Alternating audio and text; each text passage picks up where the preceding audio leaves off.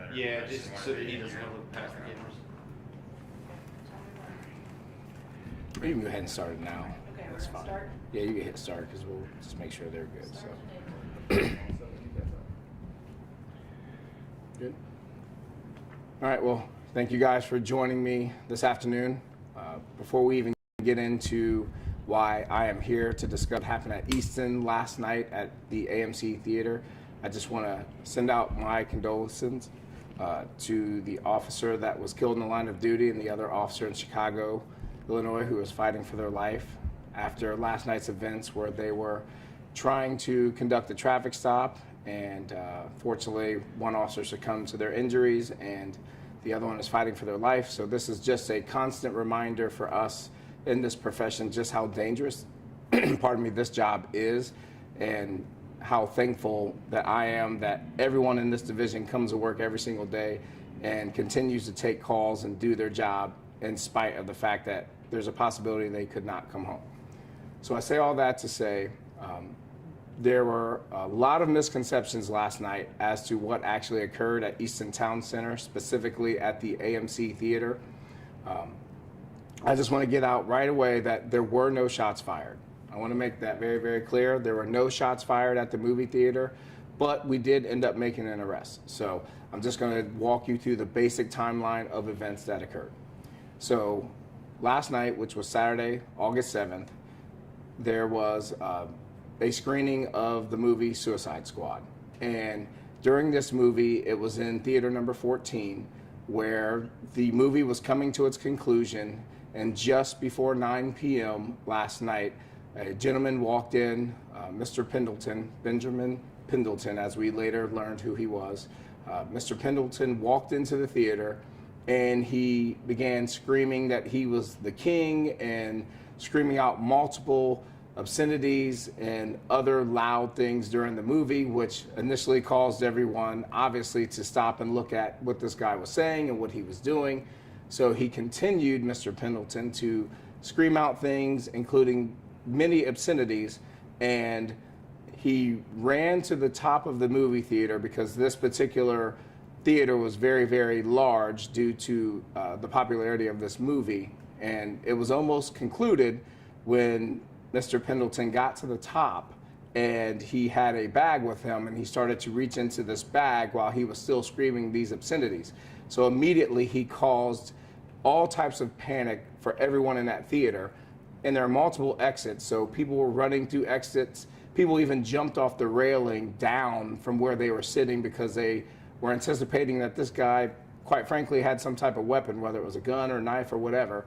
We've seen across this country many times over that people will go into a theater and create harm with a gun, knife, whatever. So everyone ran out, and I have to commend the special duty officers who were working that evening. They immediately saw everyone running and was alerted to what was going on. They quickly went into the theater and immediately apprehended Mr. Pendleton without any use of force and without anyone else being hurt. So that's really basically what happened. He was charged with inducing panic. He was taken to the Franklin County Sheriff's Office where he was slated. There was some confusion as to why he was slated initially as a John Doe. He was extremely uncooperative and would not produce his name or any type of identification. So through our records, we were able to determine who he actually was. So that's where we stand with that. So if you have any questions, I'll take those. Do you know where the reports of shots fired first came from, and the challenges of a kind of confusing, fluid situation like that last night?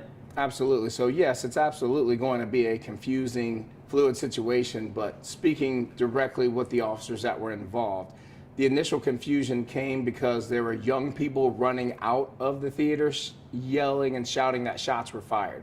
So because the young people who were inside were yelling this as they were coming out, word spread very, very quickly. As a matter of fact, I started receiving calls about an active shooter, which obviously we determined that was incorrect, but that's how the initial calls or the initial thought of shots being fired got out. And we all know the power of social media, that once someone put something out, as a matter of fact, there was a comedian who was at the Funny Bone that put out a tweet that because they saw people running into the kitchen where they were staging before they went out, that was also part of that confusion. Did they find a gun in his bag or anything like that? So there was no gun, no weapons, no knives. So there was absolutely no weapons whatsoever. I understand why I'm asking this here. Why come out and have this presser? You got your bad guy. Nobody was hurt. Nobody was injured. Nobody killed. Why come out and talk to the community right now to clear this up, even though it's already been taken care of? That's a great point, Bill. The thing that is important for us to get out in front of things is it's well documented, unfortunately, here in the city, specifically at Polaris Mall, that we've had an actual incident where shots were fired. Matter of fact, twice over. So we don't want the citizens of the city to feel that it is unsafe to go to any shopping mall here. And we wanted to make clear that our officers did the absolute right thing by doing their job and handling it quickly. There are instances, not calling out other departments where there are situations where officers may not have handled it that way. And I can't stress enough how well of a job that they did last night extinguishing this situation so quickly. But it's important for us to get out in front of it, because the last thing we want through the power of social media and word of mouth is for people to think that A, it's not safe to go there, and B, that just do word of mouth that, oh, I can't go there because there were shots fired in an active shooter, when it was untrue. Were there any injuries in the panic? So, like I said, there were a few people who jumped from the railing that sustained minor injuries, but thankfully none of those were major, and no officers were hurt. The suspect themselves were not hurt, and no one else was. But we have to take into consideration the mental health of people in this. Yeah, thankfully that was not the case, but Mr. Pendleton still caused a huge panic amongst the moviegoers and the patrons outside of the movie theater. So think about a Saturday night at 9 o'clock, how many people went home mentally unsure of what happened. So even though no one was physically hurt, the mental health of people that were attending not only that movie but anywhere in the mall was bad. So that's another reason why we wanted to get out in front of this. And can you address, because I'm just looking through some of our emails that we just got last night, apparently CPD had initially said there were shots fired, and was that just from those kids yelling it, and then eventually you determined there weren't? Is that kind of how that played out? Correct. So I don't know who from our end, if they put something like that out, but I can tell you unequivocally there were no shots fired, but I do know the initial reports did come from the youth that were running out that shots were fired. Did this guy appear to be mentally unstable, the suspect? So I did speak with the officers who had taken him into custody, and based on our conversation, there was no reason to believe at that point that there was any type of mental evaluation that needed to be done. So that's why we went the route of slating him for inducing panic, and that was the most appropriate thing to do. Anything else you want to add about this that we haven't touched on, or? No, I think everyone pretty much asked the questions that need to be asked, and we just want to remind everyone again that there was no gun, there were no weapons, and we immediately took Mr. Pendleton into custody and was slated immediately. So great job by everyone involved, and we're just thankful that this came to a safe conclusion.